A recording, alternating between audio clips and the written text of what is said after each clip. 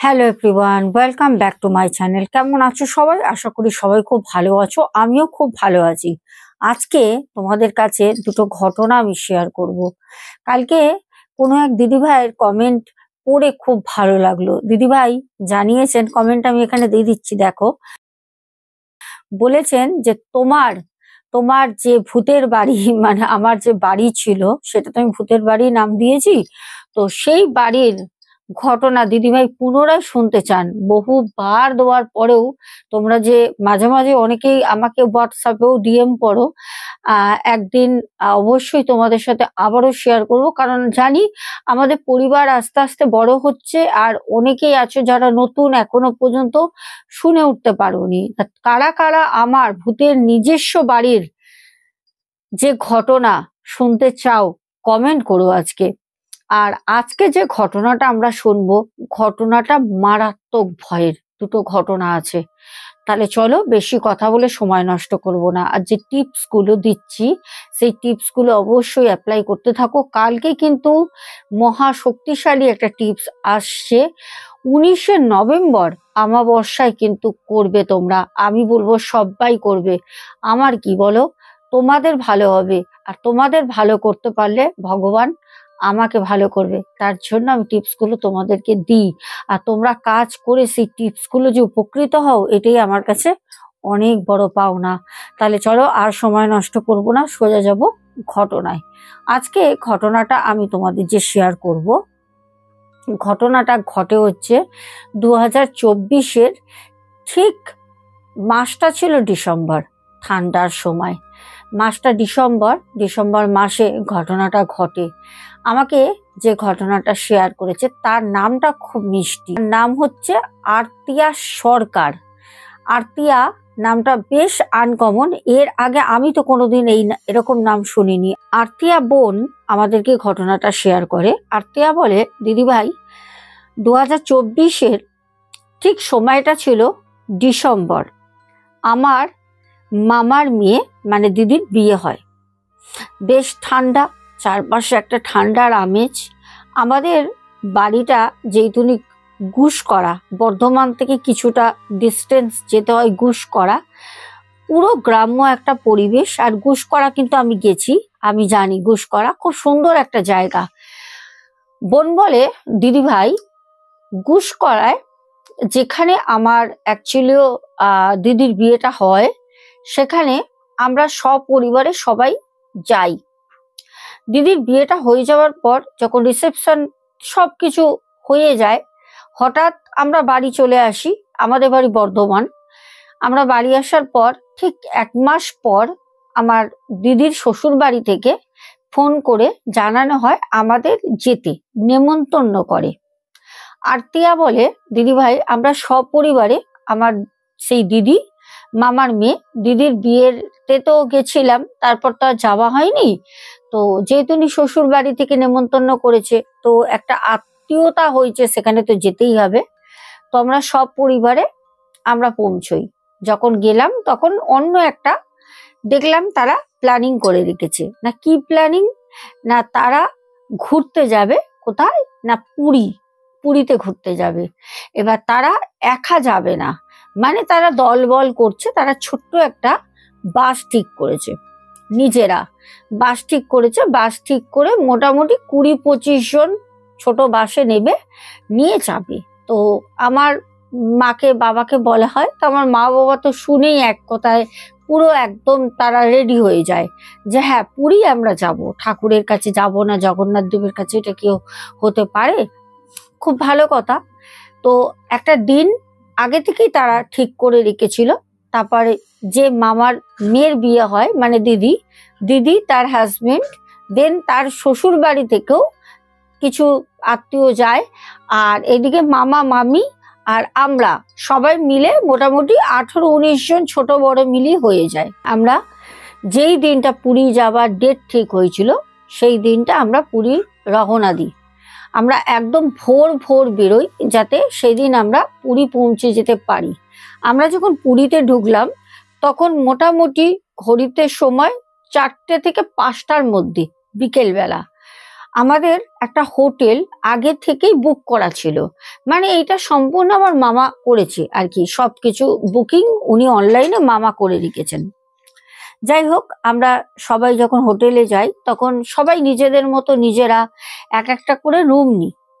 প্রচন্ড টায়ার্ড, এত আমরা টায়ার্ড হয়ে যাই, তখন আমরা কেউ কারোর সাথে বেশি কথা না বলে মামা শুধু আমাদেরকে বলল, তোরা তোদের পছন্দ মতো রুম নিয়ে যে যার মতো একটু বিশ্রাম করে নে। বিশ্রাম করে যার ঘুম আগে ভাঙবে সে উঠে, সবার পরপর পরপর রুম ছিল, বলল তোরা গিয়ে নক করবি, একজন উঠলে আর একজনকে নক করবি, উঠে গেলে সবাই মিলে যদি হয় একটু সমুদ্রে যাব, কেন সমুদ্রর যে বিচ মানে আমাদের সি বিচ পুরীর আর হোটেল 7-8 মিনিট পায়ে হাঁটা পথ। পায়ে হেঁটে 7-8 মিনিট তো আর কিছু না, ঘুম টুম দিয়ে উঠলে পারে শরীরটা অনেকটাই রেস্ট লাগবে, রিল্যাক্স লাগবে। সেরকম আমরা গিয়ে যে যার মতো, বাইরে কিন্তু যেতে যেতে আমরা খাওয়া কমপ্লিট করেই নিয়েছিলাম, হোটেলে গিয়ে আর কোনো কিছু খাইনি, যে যার মতো শুয়ে পড়ি। যখন ঘুম ভাঙে তখন আমার মামা প্রথম ওঠে। যখন মামা ওঠে তখন 6:30-7টা বাজে, ওই 6:30 থেকে 7টার মধ্যে সময়টা। মামা উঠে কি করে, নিজে আগে একটু ফ্রেশ হয়, ফ্রেশ ট্রেশ হয়ে একদম ড্রেস ট্রেস করে নিয়ে মামা মামিকে ডাকে। মামিও একদম রেডি হয়ে নেয় শাড়ি ঠাড়ি পরে। তারপর যে নতুন বিয়ে হয় মামার মেয়ে, মামা নিজে তাদেরকে জাগাতে যায়, পাশাপাশি রুম ছিল। গেটে যখন নক করে তখন ভিতর থেকে আমার মানে যে জামাইবাবু, দিদির যে হাজবেন্ড, সে বলে যে কে? তখন বলে, আরে তোমার শ্বশুর মশাই, দরজা খোলো, চলো সমুদ্রের ধারে, মেয়ে আমার উঠেছে। তখন সাথে সাথে এসে জামাইবাবু দরজাটা খোলে, খুলে বলছে যে না, এখনো তো পৌলমী, দিদির নাম, মামার মেয়ের নাম, বলছে এখনো তো পৌলমী ঘুমাচ্ছে, ওকে কি ডাকবো? ওর মনে হয় শরীরটা ভালো না, কারণ ও বলছিল বাসে আস্তে আস্তেই বলছিল যে মাথা ব্যথা করছে, মাথা ব্যথা করছে, ওকে কি ডাকাটা ঠিক হবে? তখন আমার মামা বলে, জামাই তাহলে একটা কাজ করো, ও থাক, ও যখন শুয়ে আছে থাক, ওকে একটু জাগিয়ে দাও, জাগিয়ে দাও, ও গেটটা বন্ধ করে নিক, চলো আমরা সবাই সমুদ্র দিয়ে একটু ঘুরে আসি, একটু হেঁটে আসি, ভালো লাগবে। ওর মাঝখানে আমরাও কিন্তু এদিকে উঠে রেডি হয়ে গেছি, সবাই আমরা উঠে গেছি, শুধু একমাত্র আমার যে দিদি মামার মেয়ে, ও শুধু রুমে থাকে। ওকে ডাকা হয়, তবুও মামি বলে, ও বলল যে না মা, মাথাটা ধরেছে, আমি একটু শুই, তোমরা তাড়াতাড়ি যাও, চলে এসো ঘুরে। আর এইদিকে মামা বলল, তুই তাহলে ভিতর দিয়ে দরজাটা বন্ধ করে দে, যদি কোনো প্রবলেম হয় একটা ফোন করবি, এই তো সমুদ্রের সামনে, আমরা ছুটে চলে আসব। তখন আমার দিদি বলল যে না, তোমরা যাও। তা যাই হোক, আমরা সবাই কিন্তু চলে যাই, 18 জন পড়ে থাকে হোটেলের ওই রুমে একা, আমার দিদি। আমরা সবাই সবার মতো যাই, কে খুব আনন্দ করি, হই হই করি, এটা খাচ্ছি সেটা খাচ্ছি। পুরীর সি বিচে তো প্রচুর খাবার, খাবারের তো অভাব নেই, নানা রকম খাবার খাচ্ছি, ঘুরছি, ছোটাছুটি করছি, ফটো তুলছি, যে যার মতো সেলফি নিচ্ছি, খুব আনন্দ করছি। কিন্তু জামাইবাবু মজা তো করছে আমাদের সাথে, একটা মাত্র আমি শালি, তো মজা করছে, কিন্তু তবুও যেন দিদিকে কোথাও গিয়ে একটা মিস করছে, এটা স্বাভাবিক, তারা বিয়ের পর প্রথম পুরীতে গেছে, তো দিদিকে তো মিস করবে, দিদি যেহেতু একা হোটেলে আছে, আসেনি। তখন মামাকে আমি বললাম, মামা একবার দিদিকে কল করো না, কল করে দেখো না যে ও উঠে আসে কি না, কারণ জামাইবাবু মনে হচ্ছে খুব একা একা ফিল করছে। তো তখন আমার মামা বলল যে দাঁড়া, আমি একটা ফোন করছি দূরে গিয়ে, তো যদিও ওঠে জামাইকে সারপ্রাইজ দেবো, টুক করে তুই চলে যাবি, বুঝেছিস তো, তুই টুক করে গিয়ে দিদিকে নিয়ে চলে আসবি, আর এইদিকে জামাই আমরা সমুদ্রের সামনেটা বসবো, বসে চাটা খাবো, গল্প করবো, অনেকেই তো আমরা আছি, তুই নিয়ে আসবি। আমি বললাম ঠিক আছে। আমার মামা পাশে একটু সরে গিয়ে সমুদ্রের কাছে ফোন করে, ফোন করতে তখন একবার ফোনটা রিং হয়, দ্বিতীয়বার ফোনটা যখন আসে তখন ফোনটা রিসিভ করে, রিসিভ করে বলে যে হ্যাঁ বাবা বলো। বলছি তুই উঠেছিস মানা? দেখ যতই হোক জামাইকে নিয়ে চলে এসছি, হয়তো আনাটা উচিত হয়নি, তোর সাথে থাকলেই পারতো। তুই একটা কাজ কর মা, এদিকে আত্মীয়াকে পাঠাচ্ছি, আত্মীয়াই যাচ্ছে, তুই আত্মীয়ার সাথে চলে আয়। তো বলছে ঠিক আছে বলে ও নিজে ফোনটা কেটে দেয়। তখনও মামা কিন্তু হ্যালো হ্যালো হ্যালো করছিল, কেটে দেয়।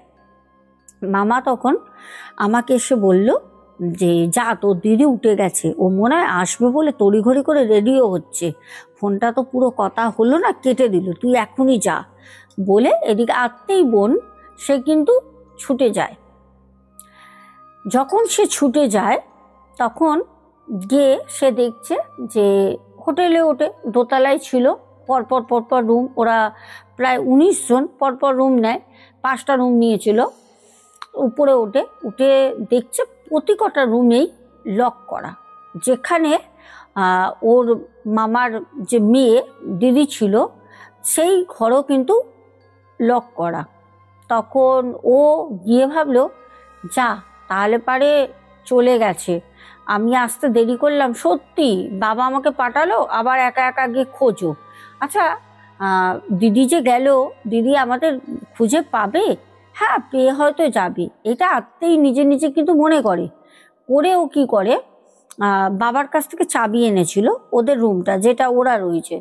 তো ও একটুখানি ওয়াশরুমে যাবে, বুঝতেই পারছো বাইরে গেলে পারে মেয়েদের খুব অসুবিধা হয়, ছেলেদের তো কোনো প্রবলেম হয় না, যেখানে সেখানে ওরা মানে ইউজ করতে পারে, টয়লেট করতে পারে, কিন্তু মেয়েদের তো সেই জিনিসটা হয় না। তা ও বাবার কাছ থেকে চাবি এনেছিল যে একটুখানি গিয়ে আবার ভালো করে একটু লিপস্টিক লাগাবে, একটু সেজে ঠেজে একটু ওয়াশরুম হয়ে ও আবার চলে আসবে। তো ও কি করে, ওদের যে রুমটা ছিল সেই রুমে ও যায়, লক খুলে রুমে যায়। রুমে গিয়ে ও যখন বাথরুমে ঢোকে, দরজা কিন্তু লক করে দিয়েছে, ও রুমের যে দরজা সেটা কিন্তু লক করে দিয়েছে। লক করে ও ভিতরে ওয়াশরুমে গেছে। যখন ও ওয়াশরুমে গেছে তখন ও যখন ওয়াশরুমের ভিতরে আছে, আর তখন আত্মেই বলছে দিদি হয়তো আপনি বিশ্বাস করবেন কি করবেন না আমি জানি না, আমি বুঝতে পারছি যে রুমের মধ্যে, আমাদের যে রুমের মধ্যে ঠিক আমার দিদি, যে দিদির কাছে আমি নিতে আসি আর কি, মানে মামার মেয়ে, বলছে ওই দিদির গুনগুন করে গানের গলার একটা শব্দ শুনতে পাচ্ছে ওই দিদির। তা তখন ও হট করে ওয়াশরুমে ছিল, ওয়াশরুম থেকে ভাবলো রে দিদির গলা না। ও তখন বলল কিরে দিদি তুই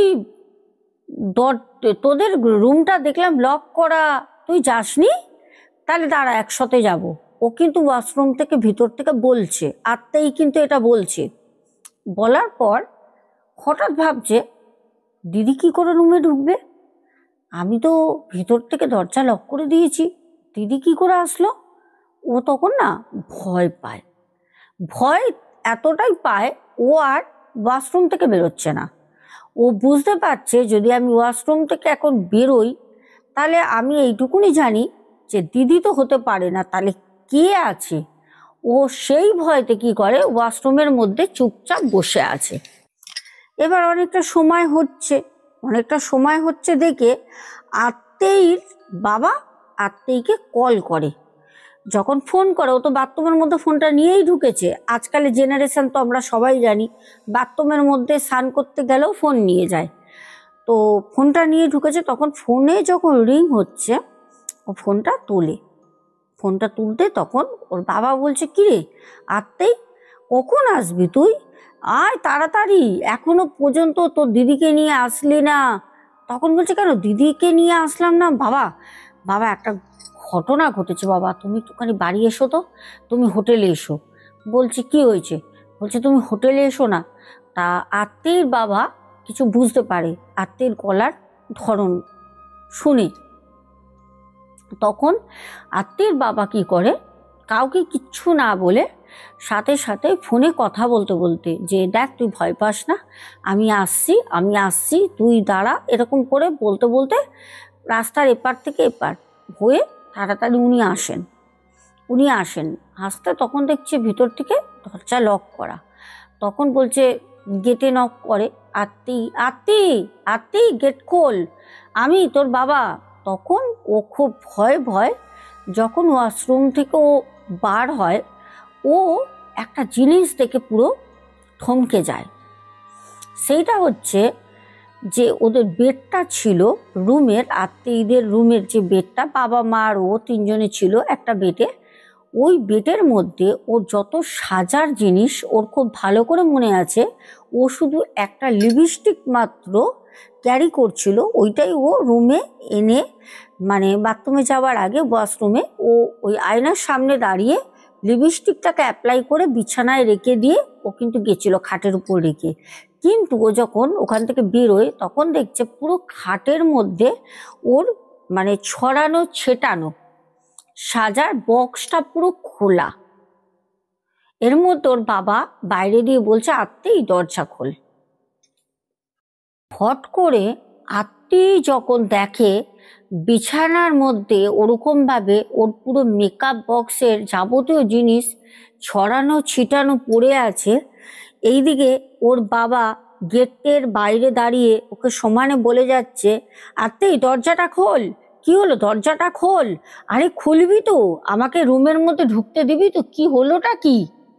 যখন এই কথা বলে আত্মি ছুটে গিয়ে রুমের দরজাটা খোলে। যখন দরজাটা খোলে তখন তার বাবা তাকে দেখে বলে, কিরে তোর চোখে মুখে এত আতঙ্ক ভয়ের কি হয়েছে, ভয় পেয়েছিস, কি হয়েছে, দিদি কোথায়। তখন আত্মি আর কোনো কথা বলতে পারে না, কারণ আত্মি কি বলবে, কোনখান থেকে কোনটা শুরু করবে ও তখন আর সেটা বুঝে উঠতে পারছে না। আত্মি তখন বলে যে, বাবা আমি যখন আসি তখন আমি দেখেছি যে দিদি জামাইবাবুর যে রুম সেটা লক করা ছিল বাবা, আমি জানি দিদি হয়তো চলে গেছে, কারণ তুমি বলছিলে দিদি তড়িঘড়ি করে ফোন কেটে দিয়েছে, আমি জানি দিদি চলে গেছে। কিন্তু বাবা আমি যখন ওয়াশরুমে ছিলাম তখন না, মানে ও আর বলতে পারছে না, তো করছে। তখন আত্মীর বাবা বলছে যে, কি হয়েছে, তুই ওয়াশরুমে ছিলিস তখন কি হয়েছে। বলছে, বাবা আমি ওয়াশরুমে ছিলাম যখন, তখন ভিতর থেকে না আমি বসে শুনছিলাম পুরো না দিদির গলা, দিদি যেরকম গুনগুন করে গান করে ওরকম দিদি গান করছিল, দিদি কিন্তু রুমের মধ্যে ছিল। তখন আত্মীর বাবা বলছে, ভিতর থেকে লক করা, তুই তো দরজা খুললি, তুই তো এর আগে কি দিদি বেরিয়েছে তুই দরজা খুলে দিয়েছিস, দিদি কোথায় গেছে একা। তখন বলছে, বাবা আমি কিছু জানি না। তখন আত্মীর বাবা বিষয়টা কিন্তু বোঝে, কিন্তু যেই তুমি আত্মী ভয় পাবে ওই জন্য আত্মীকে বলে, আচ্ছা আচ্ছা ঠিক আছে চল, কিছু একটা গন্ডগোল হয়েছে, তুই চল, গেটে লক করে দিয়ে ওকে সাথে করে নিয়ে চলে যায়। তখন ও সিঁড়ি দিয়ে নামতে নামতে হোটেলের বাবাকে বলছে, বাবা আমার যে মেকআপ বক্সটা তুমি দেখলে বিছানায় কিরকম ছিটানো পড়ে রয়েছে, ওই মেকআপ বক্স কিন্তু বাবা আমি ওরকম করে ছিটিয়ে রাখিনি, আমি তো ব্যাগ থেকেই বের করিনি, শুধু একটুখানি যা যা লাগে সেগুলোই আমি ওই আয়নার সামনে রেখেছিলাম, ব্যাগ থেকে বাবা কে বের করলো বলো তো। তখন আত্মীর বাবা বলছে, অত কিছু মাথায় দিস না, হয়তো তুই তাড়াহুড়ো করে রেখেছিস, তোর হয়তো মনে নেই, চল চল চল সবাই অপেক্ষা করছে, দেখ ফোন এসছে। তার মধ্যে আত্মীর মা আবার ফোন করেছে তার বাবাকে। তো যাই হোক বলছে, এই মেয়েকে নিয়ে আসছি। তো এবার তারা সমুদ্রের ধারে যায়, গিয়ে অনেকটা সময় বসে গল্প করে সবাই, নানা রকম খাবার দাবার খায়। খাবার পর রুমে আসে, যখন রুমে ফেরে তখন ওই 9টা বাজে। 9টার সময় আসতে তখন আত্মীর বাবা আত্মীর মাকে আর আত্মীকে বলছে, দেখ রাতের বেলা কিছু খাবি তাহলে বল, হোটেলে আমরা অর্ডার দিয়ে দিচ্ছি, কারণ তোর মামা বলল যে যে যা খাবে আজকের রাতের খাবারটা পুরো খরচা মামার, মানে যেহেতু ওরা 19 জন গেছে, এবার ওরা কি করেছে 5 দিন থাকবে, তো 5 দিনে সবাই ভাগ করে নিয়েছে, মানে একদিন রাতে কেউ খাওয়াবে, দিনের বেলা কেউ খাওয়াবে, সে পুরো টাকাটা দেবে দিনের, এরকম ওরা একটা নিজেদের মধ্যে ভাগ করে নিয়েছে। তখন আত্মীয়ের মা আত্মীয় বলছে যে আমার খাবার ইচ্ছা নেই, মানে মা মেয়ে দুজনেই খেতে চাইছে না, ওরা বাইরে খাবার খেয়েছে, খেতে চাইছে না। কিন্তু আত্মীয়ের বাবা একটা জিনিস বুঝতে পারছে, যেটা মা মেয়ের মুখে একটা ভয়ের ছাপ। কিন্তু আত্মীয়ের বাবা ভাবছে যে আত্মীয়ের সাথে নাকি একটা কোনো ঘটনা ঘটেছে, কিন্তু ওর মায়ের সাথে কি হলো, ওর মা ভয়টা কেন পাচ্ছে, মুখে একটা ভয়ের ছাপ ওর মায়ের কেন। তখন আত্মীয়ের মাকে আত্মীয়ের বাবা ধারে নিয়ে গিয়ে একটু ব্যালকনিতে বলে, কি ব্যাপার এরকম চুপচাপ, হোটেলে আসার পরে কোনো আনন্দ নেই, কি হয়েছে, খাবে না কেন রাতে? মেয়ে খাবে না, মেয়ে তো বাইরে খেয়েছে, ওরা ভয় পেয়েছে, ও একটা ভয়তে খাচ্ছে না, তোমার কি হয়েছে, কি হয়েছে? তখন আত্মীয়ের মা বলে, যখন আমরা হোটেলে আসি, হোটেলে এসে যখন সবাই সবার মতো রুমে গিয়ে শুয়ে পড়ি, তখন আমি আমার রুমে যখন শুয়েছিলাম, তুমি আর তোমার মেয়ে ঘুমাচ্ছিলে, তখন আমি উঠে একটুখানি ওয়াশরুমে যাই। আমার খুব জোরে বাথরুম পেয়েছিল, আমি ওয়াশরুমে যাই। যখন আমি ওয়াশরুমে যাই, তখন আমি ওয়াশরুমে গিয়ে মানে যখন বাথরুম করে উঠে হাতে পায়ে আমি জল দিচ্ছি, তখন পেছন থেকে যেন কেউ আমাকে একটা ধাক্কা দিয়েছিল। আমি খুব ভয় পাই। তারপরে এই মেয়ের যে ঘটনাটা শুনলাম, আচ্ছা এই রুমটার মধ্যে কি কিছু অস্বাভাবিক কিছু আছে, কিছু কি রাতে ঘটবে গো, ভয় লাগছে, সারাটা রাত পড়ে আছে। তারপর নয় সকালবেলা অন্য হোটেল নেওয়া যেত, কিন্তু রাতটা কাটবে তো। তখন আত্মীয়ের বাবা ওর মাকে বলে, দেখো এসব মনে ভেবো না, মেয়েটা যদি শোনে মেয়েটা আরো ভয় পাবে, এসব কিচ্ছু হবে না, এসব মনের মধ্যে এনো না, ঠিক আছে কিচ্ছু হবে না। এর মধ্যে হঠাৎ করে আত্মীয়ের বাবার ফোনে একটা ফোন আসে। ফোনটা যখনই ধরে তখন তার শালাবাবু ফোন করেছে, মানে আত্মীয়ের মামা। শালাবাবু ফোন করতেই বলছে যে জামাইবাবু একটুখানি আমার রুমে এসো তো, আমি রুমের বাইরেই আছি, তুমি শুধু তোমার রুম থেকে বেরোও। তো বলছে কি হয়েছে, বলছে বেরোও না, ফোনে বলা যাবে না। তো তখন আত্মীয়ের মা বলছে কি হয়েছে গো, ভাই ফোন করেছে, বলছে তোমার ভাই আমাকে ডাকছে, বাইরে দাঁড়িয়ে রয়েছে, বাইরেই রয়েছে, আমি কথা বলে আসছি, ওটা চাপ নিও না, বলে সে সাথে সাথে বাইরে বেরোয়। ঠিক আছে, যখন সে বাইরে বেরোয় গিয়ে দেখছে আত্মীয়ের বাবা যখন বেরোয়, সাথে সাথে বাইরে বেরোয়, বেরিয়ে দেখছে যে এরকম শালাবাবু দাঁড়িয়ে রয়েছে। গিয়ে বলছে, হ্যাঁ শালাবাবু কি হয়েছে বলো। তখন বলছে, জামাইবাবু মনে হচ্ছে হোটেলটায় কিছু গন্ডগোল আছে। বলছে কেন? বলছে মনে হচ্ছে।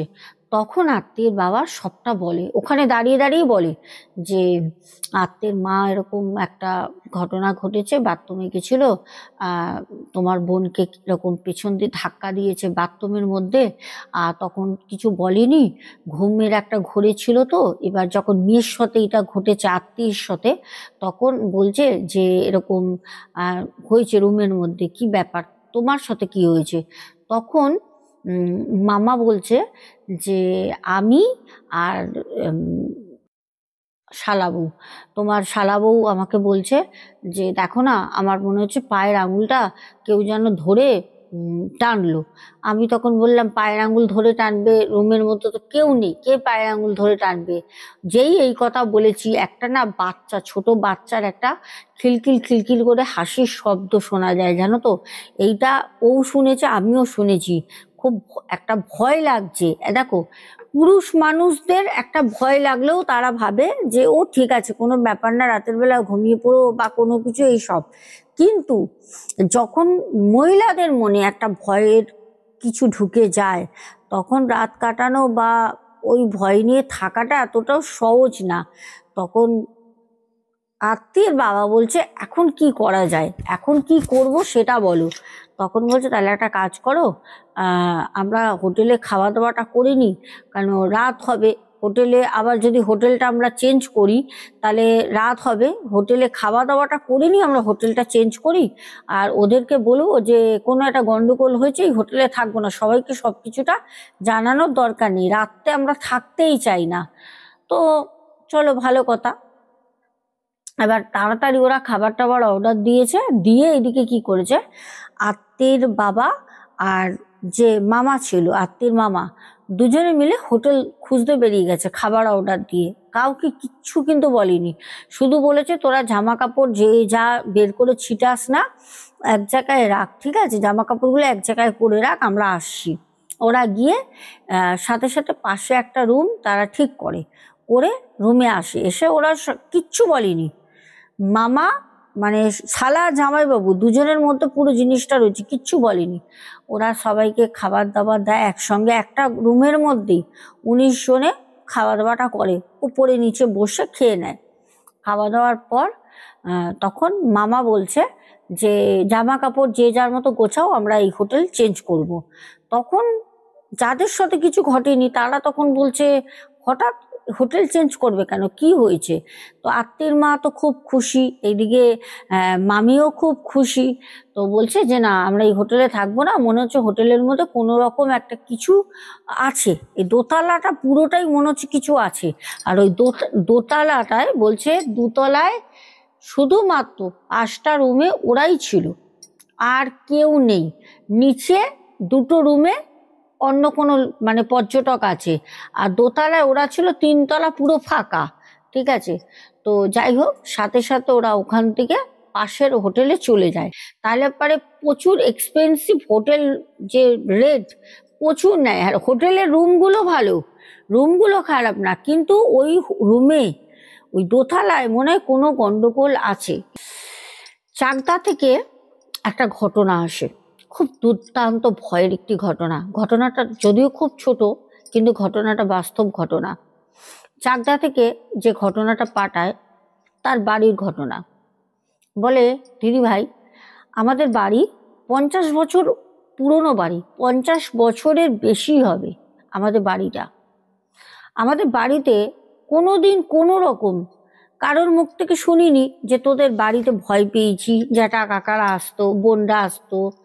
কোনোদিন কেউ বলেনি যে তোদের বাড়িতে কোনো রকম কোনো সময় কোনো কিছু দেখেছি, কিছু না, কিচ্ছু না। একটা যেরকম বাস্তবিতে সেরকম আমাদের বাড়ি। ইদানিং ইদানিং আমাদের বাড়িতে কিছু অদ্ভুত জিনিস ঘটে। যেরকম বাড়ি থেকে জিনিস চুরি হওয়া শুরু হয়। প্রথম জিনিস বলতে কি, ধরো ঘরের মধ্যে কোনো একটা জামা রয়েছে, সেই জামাটা হঠাৎ করে উধাও হয়ে গেল, পাওয়া যাচ্ছে না। তারপর ধরো বাড়ির বাইরে উঠোনে অনেক সময় দেখবে ঝাঁটা ঝাঁটা চুরি হয়ে গেল, ঝাঁটা পাওয়া যাচ্ছে না। হয়তো ঘটনাটা আমি বলছি শুনে ভাবছে কি, একটা বাড়িতে ঝাঁটা চুরি হয়ে যাচ্ছে, জামা চুরি হয়ে যাচ্ছে, এবার কি কথা? এর পেছনেও কিছু একটা কারণ আমরা বুঝতে পারছিলাম না। প্রথম প্রথম আমাদের উঠোন থেকে ঝাঁটা চুরি হয়, সকালবেলা মা উঠে চিৎকার চেঁচামেচি করে যে কোন চোরের বাচ্চা আমার উঠোন থেকে ঝাঁটা নিয়ে গেছে। তো আমরা বললাম কেউ হয়তো কাগজ কুড়ানি ওলা এসছিল, সকালবেলা নিয়ে চলে গেছে। কিন্তু ঘরের ভিতরে তো কাগজ কুড়ানি ওলা আসেনি। ঘরের ভিতর থেকে আমার মায়ের ব্লাউজ চুরি হয়ে যায়। আমার মায়ের ব্লাউজ, যেই ব্লাউজটা মা নতুন কিনে একদিন মাত্র পরে রাখে। তবে চুরি হয় এই কারণে বলছি, আমার মা যেখানে ব্লাউজটা রাখে তার একদম কাছে হাত বাড়ালেই ছিল জানলা। তো ভাবলাম জানালা থেকে হয়তো দুপুরবেলা কাগজ কুড়ানি এসে নিয়ে চলে গেছে। আর আমাদের ওখানে কাগজ কুড়ানিরা এরকম চুরি টুরি করে, তো সেটাই ভেবেছি। তারপর থেকেই আমাদের বাড়িতে শুরু হলো কিছু অদ্ভুত জিনিস। যেরকম সন্ধ্যাবেলা মা পুজো করছে, পুজো করে হঠাৎ আমি আমার পাশের রুমে বই পড়ছি, মা হঠাৎ করে বলছে, কি গো তুমি কখন আসলে গো? কই সাইকেলের বেল দিলে না তো? প্রত্যেকদিন তো বেলটা টিং টিং করে বাজাও, বুঝতে পারি তুমি এসছো। ছুটে আসে ছেলেটা ব্যাগগুলো ধরার জন্য, তুমি এসো ওরকম হাট করে অন্ধকারের মধ্যে দাঁড়িয়ে আছো কেন, কি হয়েছে? আমি বললাম মা কার সাথে কথা বলছে? আমি পাশের ঘর থেকে বললাম, ও মা কার সাথে কথা বলছো, বাবা এসেছে নাকি? মা বললো আর বলিস না, দেখ অন্ধকারের মধ্যে ভূতের মতো তোর বাবা দাঁড়িয়ে রয়েছে, প্রত্যেকদিন বেলটা টিং টিং করে, সাইকেলের বেলটা বাজালে তো বুঝতে পারি, দেখ ব্যাগপত্র কি আনোনি নাকি গো, কথা বলছো না কেন? আমার মা বকে যাচ্ছে, আমার মায়ের একাই আমি গলা পাচ্ছি। বাবা তো কোনোদিন এরম করে না। বাবা আসলে পারে, বাবা বেল বাজায়, সাইকেল নিয়ে আসে, বাবা বেল বাজায় টিং টিং করে। আমার বাবা তো হাটে বাজারে বাবা সবজি বিক্রি করে, দিনের বেলাও করে, সন্ধ্যাবেলাও করে, রাতের বেলা। তো কখনো বাবা তো আসার সময় ঠিক থাকে না, কখনো বিকেলবেলা 7টায় আসে, কোনোদিন 9টায়, কোনো সময় 8:30টায়, কোনো সময় 7:30টায়। অল্প কটা বাজার দিনে যেগুলো বিক্রি হয় না সবজি, সেগুলো বিকালে করে। তো মা একা একা বকে যাচ্ছে, বাবার তো কোনো সাড়া শব্দ পাচ্ছি না। আমি তখন উঠে আসি, তখন মাকে বললাম, কি গো মা, কোথায় বাবা? আমি বারান্দার ওখান থেকে দাঁড়িয়ে দাঁড়িয়ে বাইরে দেখছি উঠোনে। মা বলল, উঠোনে বাবা দাঁড়িয়ে রয়েছে, কই বাবা? আমি মাকে বললাম, মা তুমি কি দিনে রাত্রে নেশা করছো নাকি? কোথায় বাবা এসছে?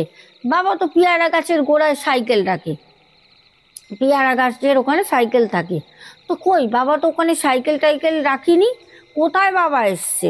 আর আমাদের মানে বাইরে অনেকটা উঠোন, তো ফাঁকা উঠোন, পাশে জঙ্গল আছে ধারে, মানে জঙ্গল বলতে আম গাছ, জাম গাছ, লিচু গাছ এইসব। তো উঠোনটা মোটামুটি লাইট বন্ধই থাকে। বাবা ওই বেল বাজায়, যখন গলিতে ঢোকে টিং টিং করে বেলটা দেয়, তখন ওই লাইটটা অন করে গিয়ে বাবাকে বলি যে ব্যাগগুলো দাও, কিছু বাঁচলে বা বাজার টাজার কিছু আনলে, বা পরের দিন সকালের বাজার বাবা অনেক সময় আগের দিনকে করে নিয়ে চলে আসে। তো তখন ওই লাইট তখন ওই লাইটটা জ্বালানো হয়। তো লাইট রীতিমতো বন্ধ। তখন মা বললো, লাইটটা জ্বেলে দেখ, আমি বলছি তোর বাবা এসছে, কোথাও গেছে, তুই দেখ তোর বাবা এসছে। আমি দেখলাম তোর বাবা মানুষটা দাঁড়িয়ে রয়েছে, মানুষটার সাথে আজ 24 বছর ধরে সংসার করছি, মানুষটা দাঁড়িয়ে রয়েছে, আমি বুঝতে পারবো না?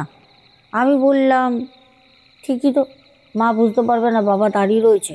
আমি লাইটটা অন করলাম, লাইটটা অন করে আমি সাথে সাথে বাইরেটা বেরোই, বেরিয়ে দেখছি না, কোথায় বাবার সাইকেল?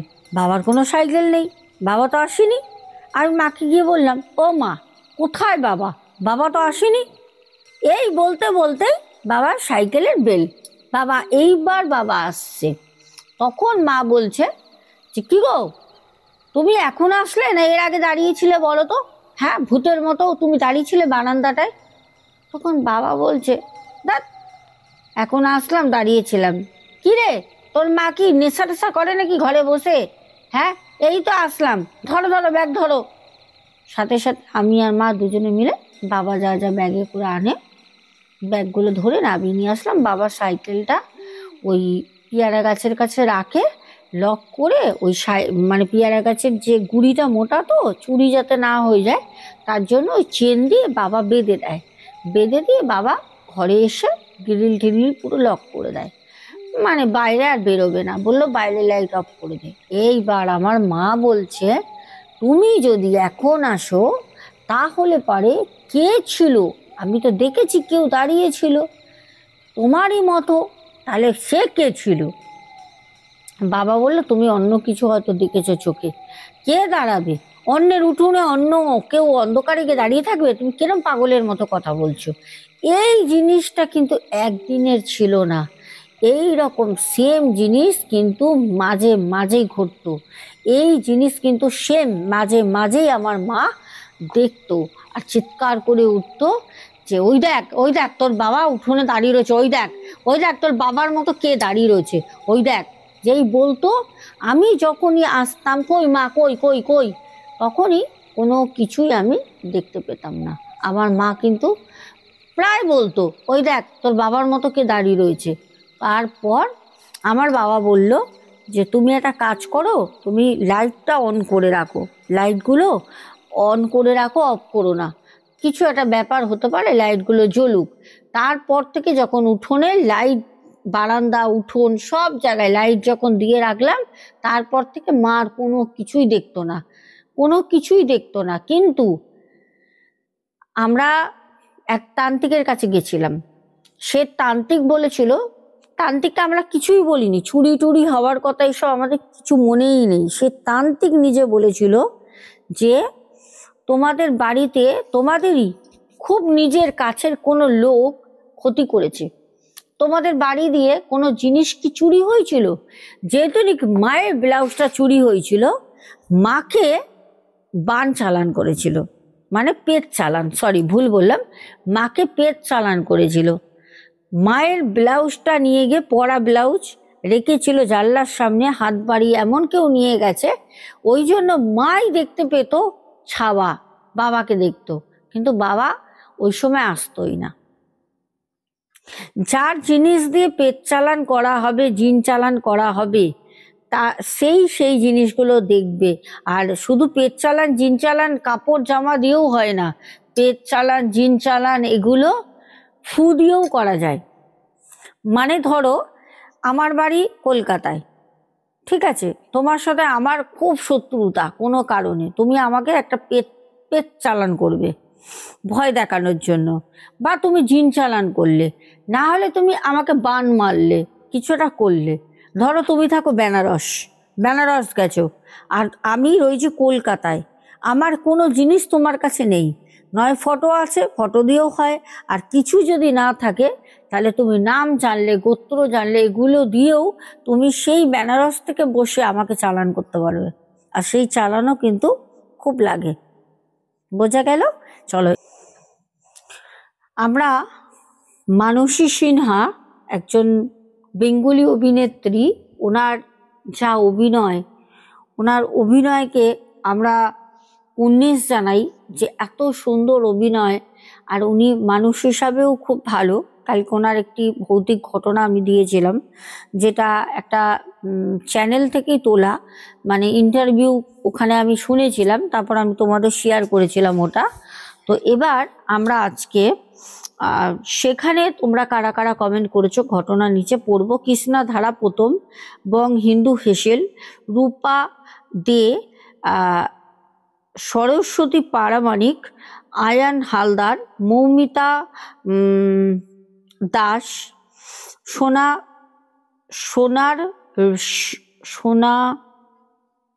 সোনা রিদ্ধি ব্লগ, আচ্ছা, তারপরে দীপা দে, তারপরে কমেন্ট করেছো নিহা মাইতি, শ্রীঙ্খা মনিক, সুকন্যা, তারপরে নীলিমা সিংহ, আচ্ছা, আসমা, তারপরে কমেন্ট করে আসমা বাংলাদেশ থেকে কমেন্ট করেছো, বলেছো আমি বাংলাদেশ থেকে লিখছি, সোনা মিষ্টি বোন, আমার তোমাকে অনেক সুন্দর লাগছে সোনা বোন, তোমার প্রতিটা ভূতের গল্প অসাধারণ, তোমার ভয়েস, তোমার গল্প বলার সুন্দর একটা আর্ট আছে, অনেক অনেক ভালোবাসা, অনেক অনেক ভালোবাসা। বাংলাদেশ থেকে আমার প্রচুর প্রচুর দর্শক বন্ধু তোমরা আছো, আমার পরিবারের সবাই। সত্যি মানে আমি এই কমেন্টগুলো যে পাই না, সত্যি বলছি, মন থেকে যেন একটা জোর পাই। মিতু রয় আমাদের বলেছো, বোন তোমার বাড়ির এখন ভূতের ঘটনার কথা শুনতেই চাই। দেখেছো তো, তোমাদের বললাম না। আচ্ছা, তারপরে পারমিতা সাহা, তারপরে আয়ান বলেছো, আয়ান হালদার, তুমি ঠিক বলেছো দিদি ভাই, আমি তনুশ্রী হালদার তোমাকে কমেন্ট করি, কিন্তু আমার ছেলে আয়ান হালদার ওর নাম। যাক, তোমার মুখে নাম শুনতে ভালো লাগে। আমার বড় ছেলে অয়ন আর ছোট ছেলে অমলেন্দু। ভালো থেকো দিদি ভাই, তুমিও খুব ভালো থেকো সপরিবারে। তারপরে তমাল বলেছো, দিদি রাত্রে শুনতে শুনতে ঘুমিয়ে পড়েছিলাম, আবারও আজ শুনে নিলাম। আচ্ছা, তারপরে আমাদের DSSB ফ্যামিলি বলেছো, দিদি ভাই এবার দীঘা এলে বলো, সঙ্গে সঙ্গে আমি চলে যাব দেখা করতে। ভালো থেকো দিদি ভাই, অবশ্যই তুমিও ভালো থেকো। প্যান্থার গেমিং বয়টি বলেছো, শীতের রাতে এমন জমজমাট ভৌতিক ঘটনা শুনতে কার না ভালো লাগে সোনা বোন, সত্যি তোমার ঘুমের ঔষধ খুব কাজ দেয়। আসলে তোমার মিষ্টি মুখের ঘটনা শোনার সাথে সাথে আমার চোখে ঘুম এসে যায়। আজ তোমাকে খুব মিষ্টি লাগছে, দুটি ঘটনাই দারুণ লাগলো। আচ্ছা, পাপ্পু দে ভাই, তারপরে সানিয়া মণ্ডল বলেছো, দিদিভাই নৈহাটি বড় মায়ের অলৌকিক ঘটনা শুনতে চাই। অবশ্যই বলবো, মায়ের ঘটনা বলবো না এটা কখনো হতে পারে। আচ্ছা, দাস পরিবার, সোমা, তারপরে সুজাতা দাস দিদিভাই, তারপরে রেখা অধিকারী দিদিভাই, প্রদীপ দাস দত্ত চ্যানেল, তারপরে কমেন্ট করেছে চৈতালি রয়, স্বপ্না বাজাল দিদিভাই, সুদীপ্তা ব্যানার্জি, তারপর পিন্টু ঘোষ, তারপরে সুমনা ভট্টাচার্যা, তারপর রূপসা শেঠ, শ্রাবণী হাজরা, জলি হাজরা দিদিভাই বলেছ ঘটনাগুলো সত্যি খুব ভয়ঙ্কর ছিল বনু, দারুণ সুন্দর লাগলো ঘটনাগুলো। আমার অনেক ভালোবাসা শুভ কামনা থাকলো তোমার জন্য বনু, লাভ ইউ বনু, লাভ ইউ টু দিদিভাই। তারপরে মাম্পি দাস কমেন্ট করেছো, পুলক ভাই বলেছো দিদি আজও তোমাকে খুব সুন্দর লাগছে গো, সাথে অনেক রেড হার্ট দিয়েছো আর বলেছো ঘটনাগুলো খুব ভয়ঙ্কর গো। চৈতালি রয় তারপর কমেন্ট করেছো গঙ্গা বৈরাগী।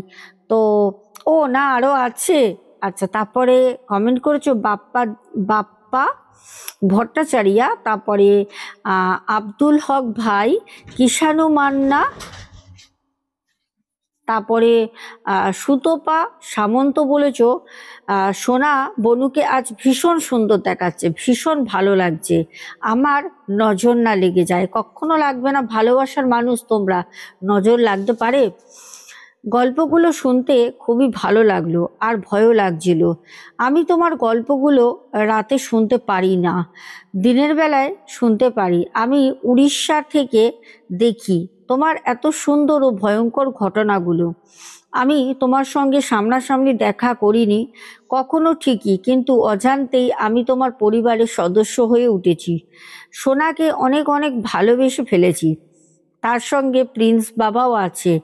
বাবু তুমি রাগ করো না যেন, ঠিক আছে? অনেক অনেক ভালো থেকো তোমরা সবাই, কেমন? জয় বড় মায়ের জয়, অনেক অনেক শুভেচ্ছা ভালোবাসা রইল বনু। কি আর বলবো বলো তো, তোমরা তোমার পরিবার, ভালোবাসা শুধু একে অপরকে দেখলে কাছে থাকলেই হয় না, ভালোবাসা দূর থেকে দেশান্তর থেকে ভালোবাসা হয়। কারণ কেন জানো? ভালোবাসাটা এইখান থেকে হয়, মন থেকে, অন্তর থেকে। তারপর কমেন্ট করেছো দেবব্রত চৌধুরী, খুব ভালো লাগলো গল্প দুটো। ভূতও ভালো খারাপ আছে, মানসী দেবীর সাথে ভালো ভূতের সাক্ষাৎ হয়েছে, হ্যাঁ আমিও শুনেছিলাম। যাই হোক, প্রিয় পরিবারের মানুষগুলো তোমরা সবাই খুব ভালো থেকো, দেখা হবে আগামীকাল। চেষ্টা করব তোমাদের জন্য একদিন পর পর যেরকম গ্যাপ আমি দিয়ে শোনা কথায় ঘটনা আনছি, অবশ্য ওরকম করে আনার। আর রাতে তো আসবই, সবাই খুব ভালো থেকো। আর টিপসগুলো কিন্তু অ্যাপ্লাই করতে থেকো, আর তোমাদের জন্যই টিপসগুলো করি। আর লক্ষ লক্ষ মানুষ টিপসগুলো করে ফিডব্যাক আমাকে দিচ্ছে, তারা কিন্তু প্রচণ্ড উপকৃত হচ্ছে। আমি বলবো টিপসগুলো ভালো করে শুনবে, সেভ করে রাখবে, বারবার শুনবে, আর বারবার শুনে আগে বুঝবে, তারপর ভালোভাবে নিষ্ঠাভাবে টিপসগুলো যদি অ্যাপ্লাই করতে পারো, জীবনে অনেক পরিবর্তন আসবে। অনেকে আমাকে কমেন্ট করো যে আপনি করেছেন, আপনি করে ফল পেয়েছেন। আমি ফল পেয়েছি কি পাইনি সেটা তো আমি জানি। আর আগের ভিডিও এখনের ভিডিও, আগের আমি আর এখনের আমি, আমাকে দেখলে তোমরা বুঝতে পারবে টিপসগুলো অ্যাপ্লাই করে কাজ হয়েছে কিনা। এর বিষয়ে আর কিছু বলবো না। সবাই খুব ভালো থেকো, এখনের মতো আসি, টাটা, good night, love you two.